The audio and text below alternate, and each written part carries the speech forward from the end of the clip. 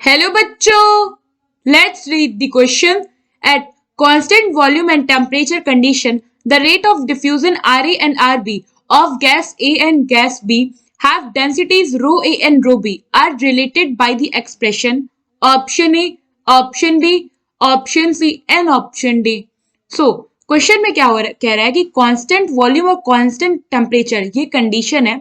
इस केस में हमें बताना है कि जो रेट ऑफ डिफ्यूजन है ये डेंसिटी से कैसे रिलेट होता है। तो बेसिकली हमें यहाँ दो गैसेस का रेट ऑफ डिफ्यूजन और दो गैसेस का रेट ऑफ दो गैसेस का जो डेंसिटी है इनका रिलेशन बताना है।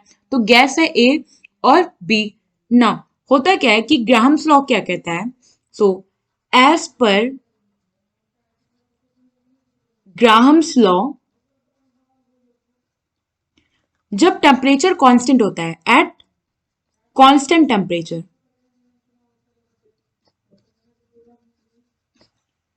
यहां पे जो रेट ऑफ डिफ्यूजन होता है, so rate of diffusion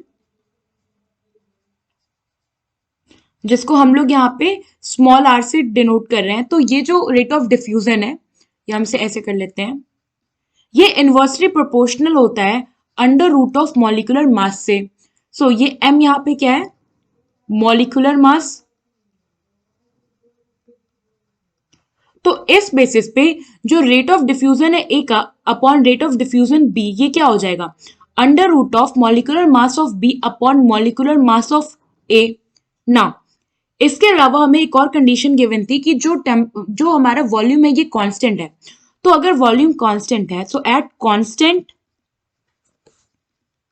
volume density क्या होता है, मास के डायरेक्टली प्रोपोर्शनल होता है। सो डेंसिटी यहाँ पे क्या होगा, directly proportional to mass. Density को हम इंडिकेट करते हैं रो से, तो रो क्या हो गया, डायरेक्टली प्रोपोर्शनल हो गया मॉलिक्यूलर मास से।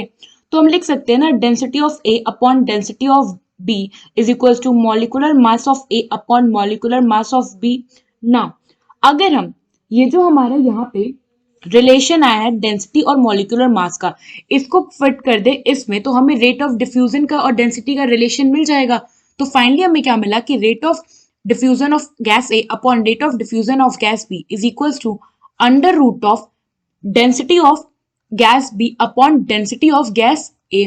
सो ऑन दिस बेसिस जो rate of diffusion of A है वो क्या हो जाएगा, rate of diffusion of B into density of B by density of A, और इस पे पावर हो जाएगी 1/2, क्योंकि जब हमें यहाँ पे अंडर रूट हटाना होता है तो पावर में हम कर देते हैं 1/2।